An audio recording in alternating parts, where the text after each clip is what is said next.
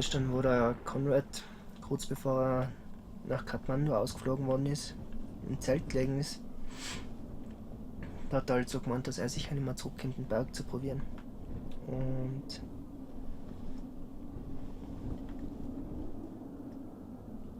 seitdem mehr oder weniger habe ich mal überlegt, was ich jetzt da so tue. Weil ich bin noch da und der Berg ist noch da. Und grundsätzlich tat ich eigentlich schon noch ganz gerne auf.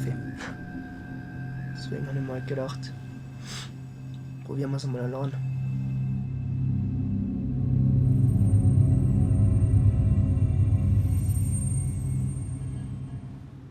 It's great to see this progression of alpinism, and the future of climbing is, a lot of it is what David is.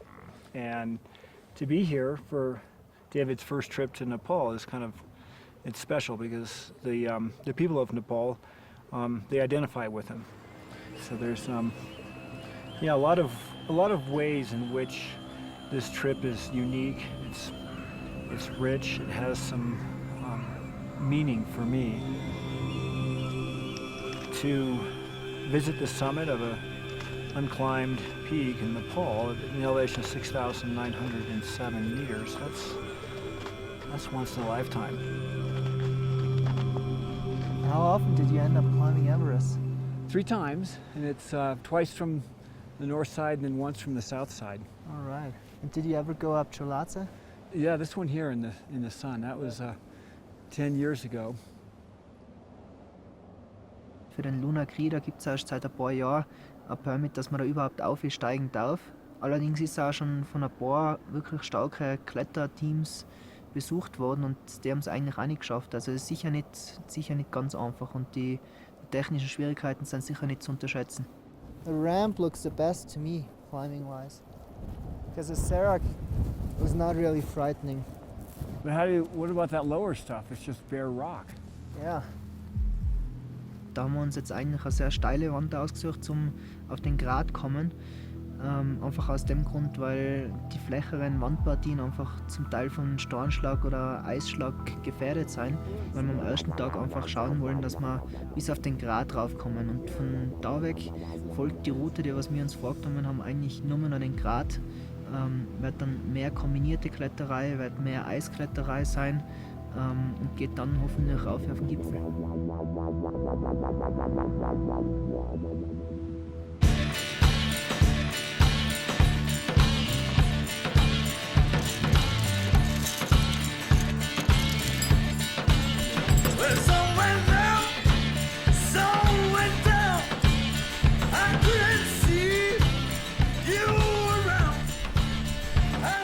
The most precious thing of all, 2 brand new lighters never used.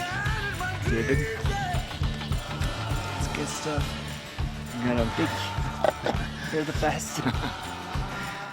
Irgendwie hat man das Gefühl, der Conrad hat für jede Situation das richtige Gadget. Also seine Löffel, die was extra lang sind, dass beim Travel Lunch bis ganz runterkommst oder so Kleinigkeiten. Man hat da irgendwie so das Gefühl, er ist wirklich gut vorbereitet für alles.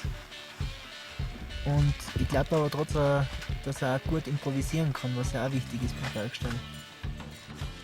What's the temperature down here? Night before last was the coldest, and it was probably minus 15. Yeah. And it's 6.5 degrees per 1,000 meters. So 2,000 meters above us, we're guaranteed 13 degrees colder than we are here today. And that's not even with wind, or we're looking at 30 to 40 below. So It's going to be cold. yeah.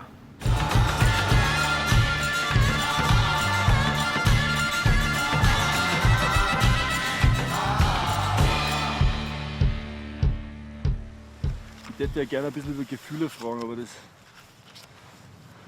Was willst du mit Gefühlen? Ja, ich weiß So vom Bergsteigen.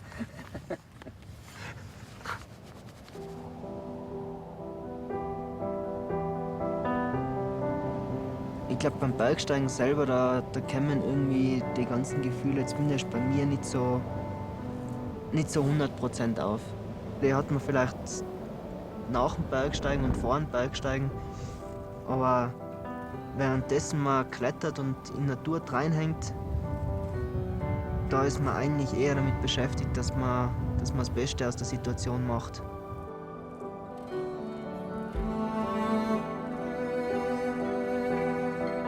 The most intense part of being up here is balancing the fear, the exposure, the severity of the location with the joy and the happiness. And when you're up here and you look around to Cho-Oyu, to Everest just over there, Lhotse, Nuptse, you can't help but be in awe of nature and the forces that are creating the Himalayas. The 6,000 meter peaks in the Khumbu, there's a certain allure because they have a certain symmetry and geometry. They're primarily granitic, so they're the good rock, the type of rock that you want to seek out.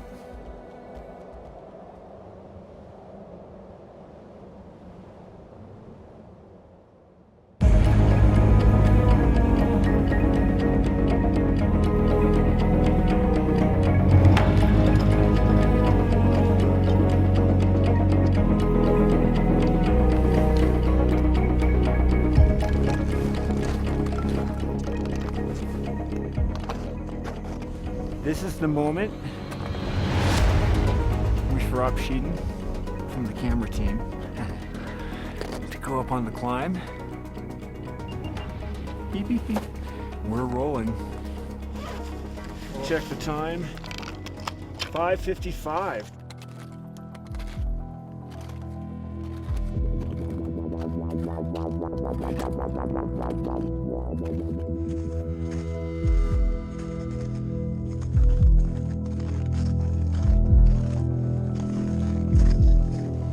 My home plan to be my good studio.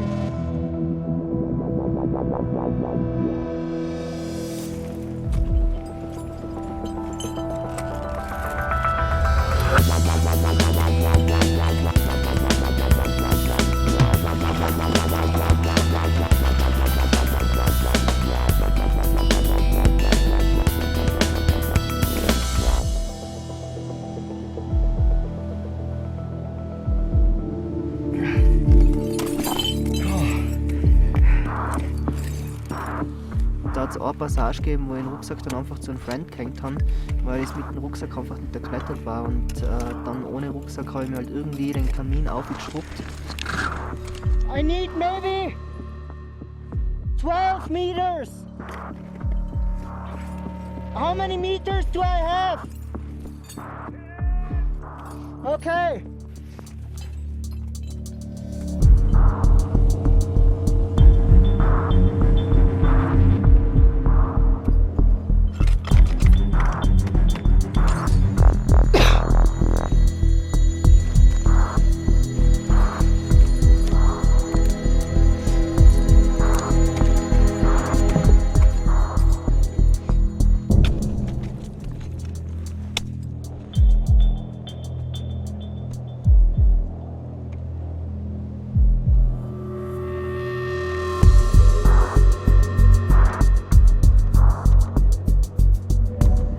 Aufgekommen sind auf den Sattel, da haben wir schon gewusst, okay, jetzt haben wir nicht mehr lang Sonne, jetzt wird es dann bald einmal dunkel.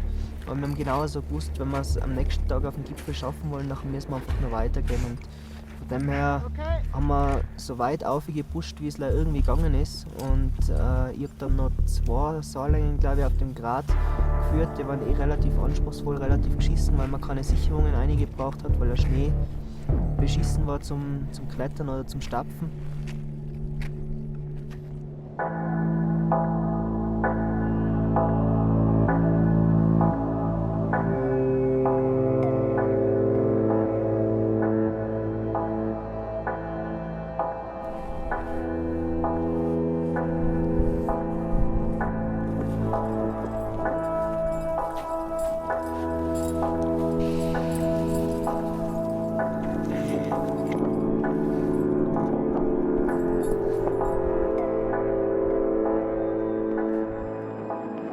Konrad.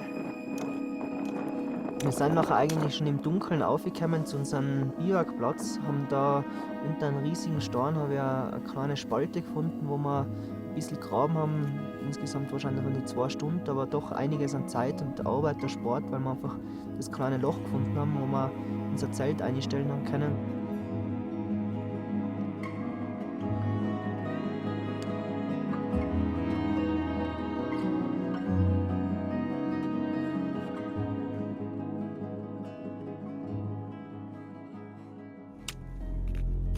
Am nächsten Tag dann, glaube um 2, halb 3 in der Früh aufgestanden und eigentlich die ersten Seillängen wirklich alles nur im Dunkeln geklettert und da ist alles super dahingegangen.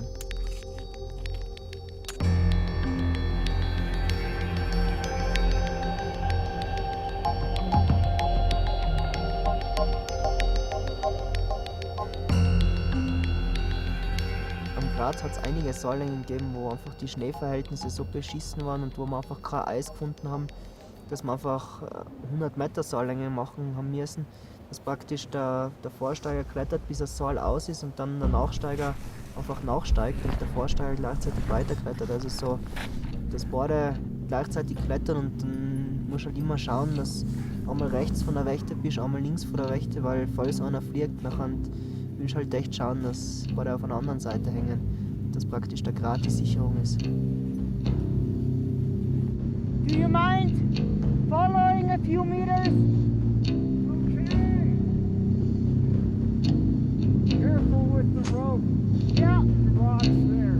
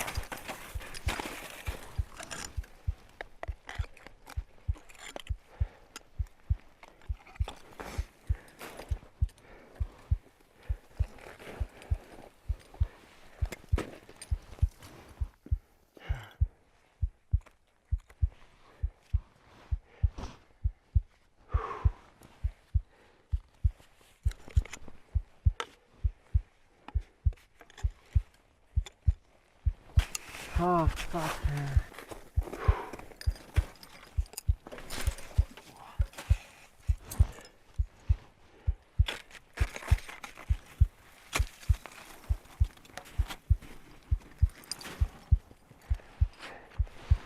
Wo wir gesehen haben, wie lang der Grat ist und vor allem wie anspruchsvoll der Aufschwung kurz unterhalb vom Gipfel nochmal ist, die letzten 300, 400 Meter. Ich glaube, da haben wir beide schon irgendwo so das Gefühl gehabt, okay, kann gut sein, dass sich das nicht ausgehen wird. Wir haben nachher trotzdem noch bis in den Nachmittag einfach so weit aufgepusht, wie es irgendwie gegangen ist. Aber irgendwann war dann einfach der Punkt da, wo wir entscheiden haben müssen, ob wir jetzt wirklich noch weiter probieren. Und eben haben da umgespielt mit so Ideen wie uns am Gipfel eingraben oder uns irgendwo am Grat in ein Schneeloch eingraben, um die Nacht auszusitzen und am nächsten Tag weiterzugehen. I feel like even if we dig in today, we might be able to make it up to the summit tomorrow, but it's gonna be a lot colder, more wind, and the worst part is that I have my doubts that we're gonna make it back from the summit, like climb the summit from here, and then go back to the tent.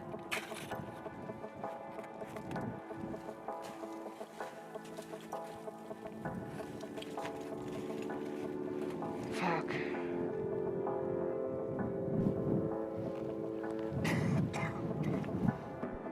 I don't want to say it, but I feel like we should go down.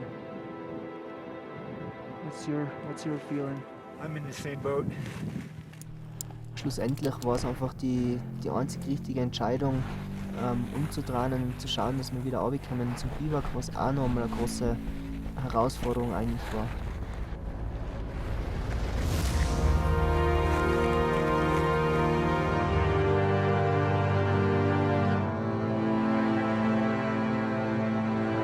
There's no way we could have survived tonight out there.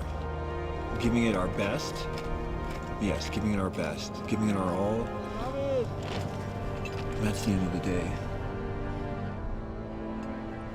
23 pitches. But it's a bigger, tougher mountain than we are. Mountains win.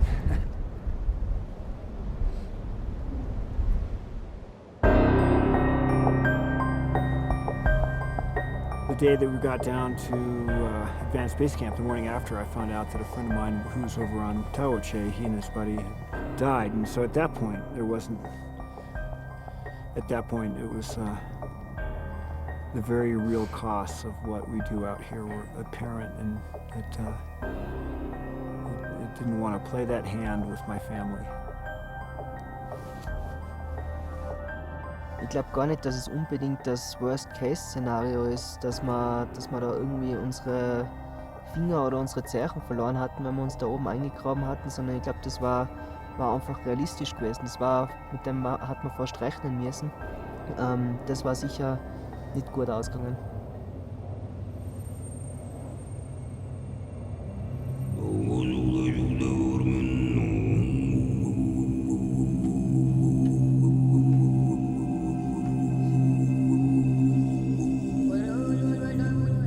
Wenn ich an Nepal denke, dann ist irgendwo so das erste Bild, was in meinem Kopf auftaucht, das sind nicht die Berge, das ist auch nicht der Everest, sondern das sind eigentlich irgendwo die grünen, steilen, bewaldeten Hänge rund um das Dorf, wo mein Papa aufgewachsen ist.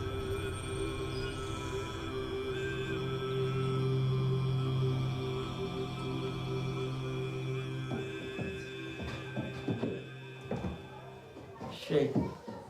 Ich war vor 35 Jahren da in dieser Klasse drin gewesen. Ja, lustig, dass das alles noch so ist, gell? Ist ausschaut immer gleich noch.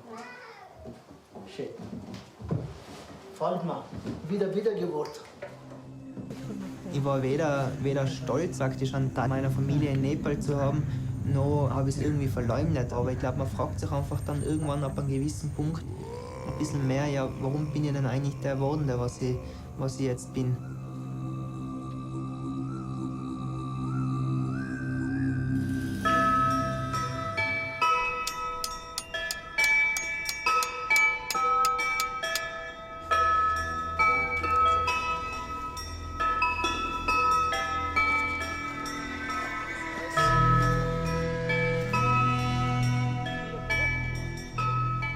Mit dem gescheiterten Versuch letztes Jahr, wo wir 300 Meter unter dem Gipfel umdrehen haben müssen, da ist das Projekt sicher über das letzte Jahr jetzt gewachsen, weil wir einfach immer wieder daran gedacht haben, uns lang vorbereitet haben und sicher der Conrad und ich auch zusammengewachsen sind noch mehr. Not climbing at all with Conrad Anker. Just laying here. Chilling out. And it's nice because, you know, it requires a certain amount of attention, a little bit of attention, but not like you have to train. Yeah, but I think where your little bit of attention and my little bit of attention, there's a little bit of a difference. I mean, there's nothing I can teach David in terms of climbing. He's a way better climber than I ever was at my best. So he is the next generation. But there's pacing and the way that we approach the mountain. You have to trust your partner, and when you have the right partner, then you can hopefully do great things.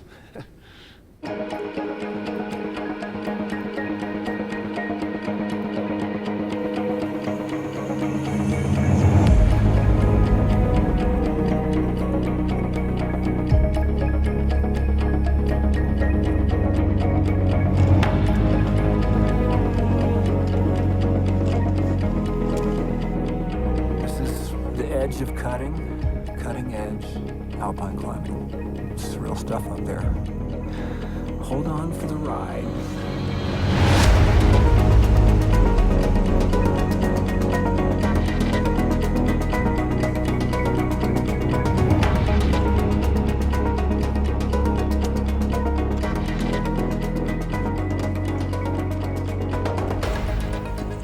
Der Conrad und ich, wir sind eingestiegen und die Verhältnisse waren besser wie das Jahr davor.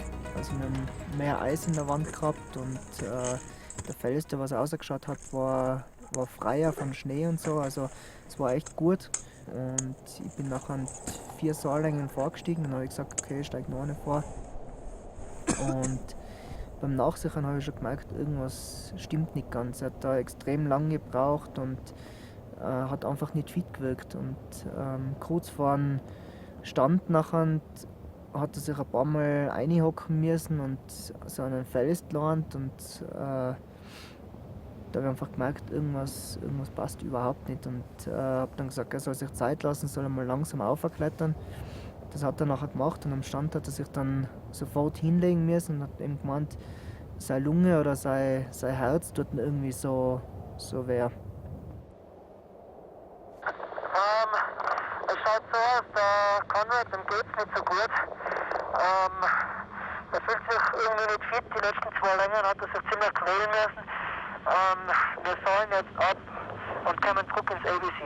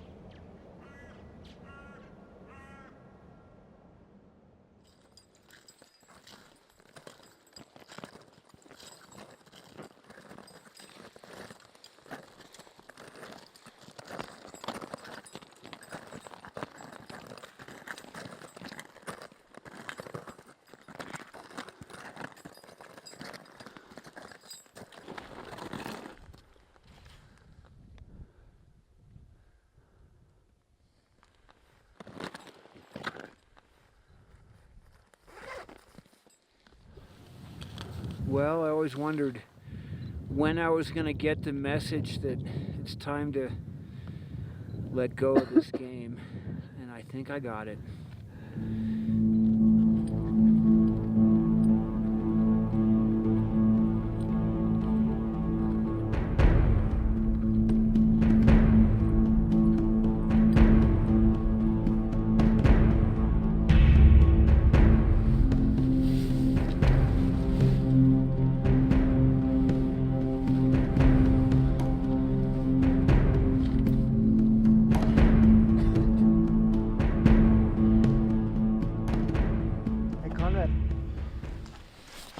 Dude, I really think we should call the heli. Like, I don't think that's a question, really.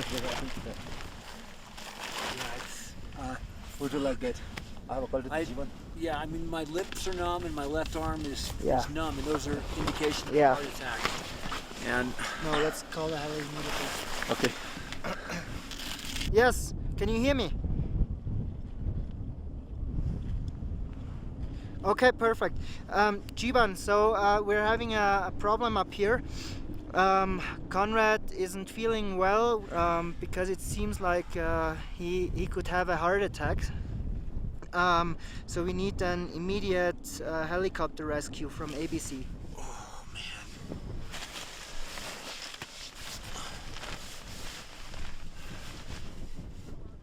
Wenn auf fast 6000 Meter, 500 Meter über dem Boden in einer Wand rein, einer sagt, dass bei ihm mit dem Herz irgendwas nicht ganz stimmt, nachher gibt es keinen Grund enttäuscht zu sein, sondern dann gibt es gleich eins und das ist all.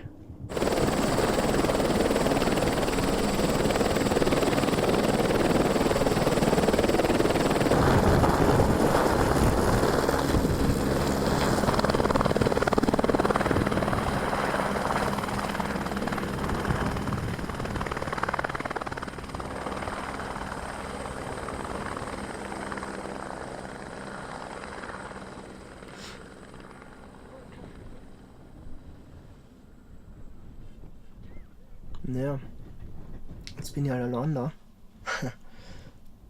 Und ich habe mir nachher so gedacht, eigentlich grundsätzlich kann ich mir das vorstellen, dass man den Berg auch allein umgeht. Sicher mit ein bisschen anderem Material, Ein bisschen abgeschweckt alles. Ein bisschen andere Linie. Muss mal alles irgendwo adaptieren. Aber grundsätzlich ist es irgendwo vorstellbar, auch wenn die Chancen nicht gerade größer werden.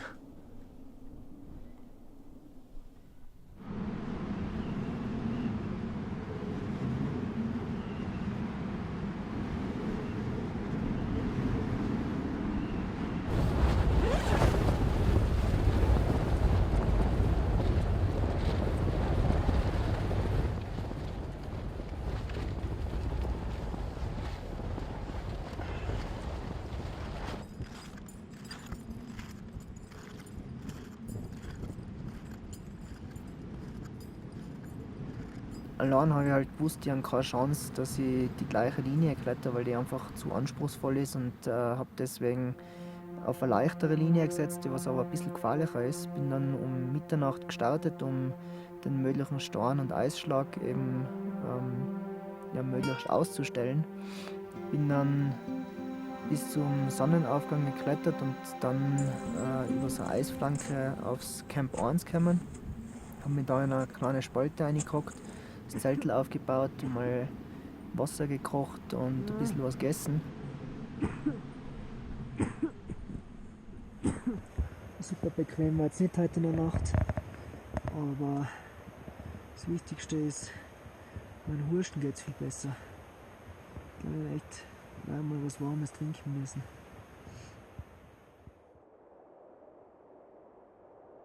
Bin dann am zweiten Tag weitergeklettert, ungefähr 100-150 Meter rauf bis zur Toblerone, das ist einer markanten Felszacke, die was direkt am Grat hockt. Da habe ich dann angefangen zu sichern und habe mich danach und so über den ganzen zweiten Tag eigentlich langsam vorwärts gearbeitet. Langsam vor allem, weil ich ständig aufklettern haben müssen, nachher einen Stand gebaut habe, abgeseilt habe und dann den Rucksack erst nachbringen haben können, weil die Kletterei einfach zu anspruchsvoll war, dass man es mit Rucksack und ohne Sicherung macht. Toblerone Saarling haben wir hinter uns. Als nächstes gibt es jetzt die richtig geile Dry-Tool-Länge rauf. Zuerst auf der nepalesischen Seite, dann auf der tibetischen. Oben sieht man die Heidwall und den Gipfel.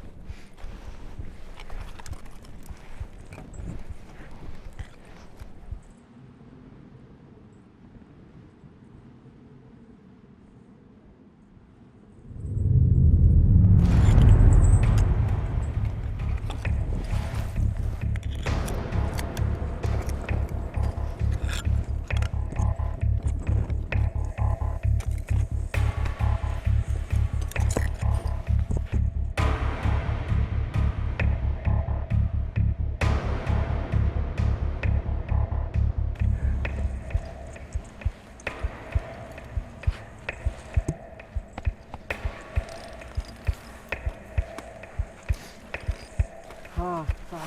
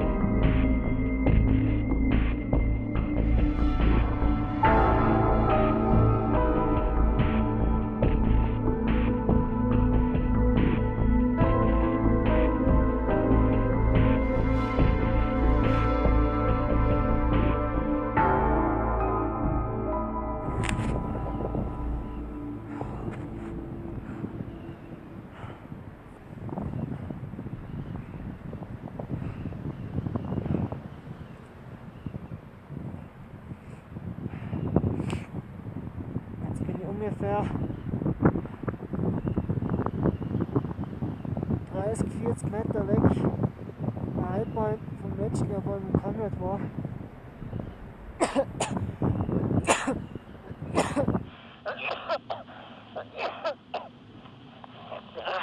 Und ich werde jetzt da mal irgendwo eine Zeit aufstellen, weil der scheiß Rucksack muss bis er fertig. Das kann die alles locker solo gehen, ohne Rucksack.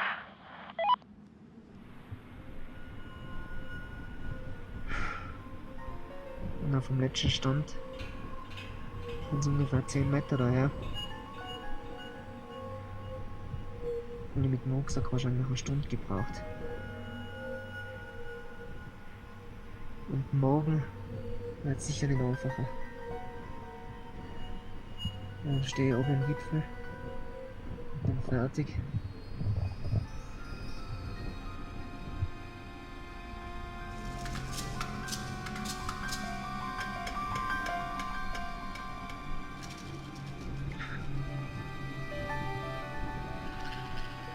Und dann bin ich auf Anzug.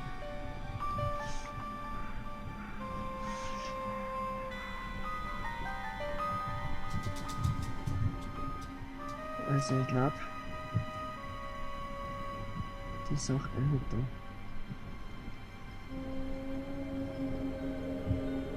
Und da jetzt weitergehen.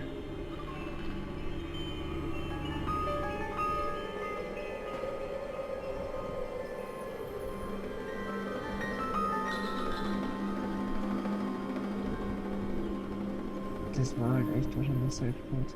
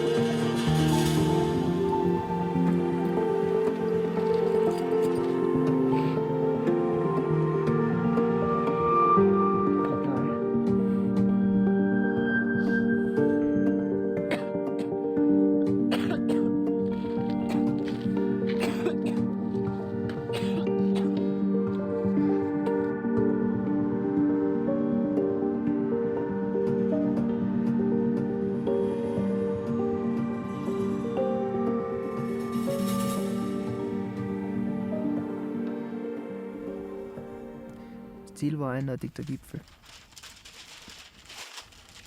Wenn als Bergsteiger der Gipfel in das Ziel ist, nachher kann man genauer so tauchen gehen.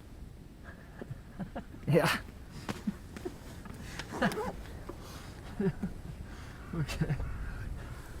Oder irgendwas anderes tun. Ja, ist ja wohl so, oder? Nein, du hast mir gesagt, eigentlich ist das Ziel, dass du so gescheit besorgst. Nicht, das kommt dabei raus.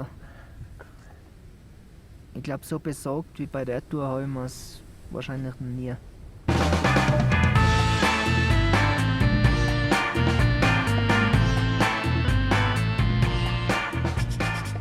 Okay, jetzt ist er nach dem Bergsteigen. Ja. Was hast du jetzt für Gefühle? Gefühl ist sowas von flüchtig, okay? Dass man alleine am Berg sein schon gar nicht mit einem einzigen Gefühl verbinden kann, okay? Das sind 100.000 Gefühle. Ja? Also lass mich bitte in Ruhe mit deinen Gefühlen, okay?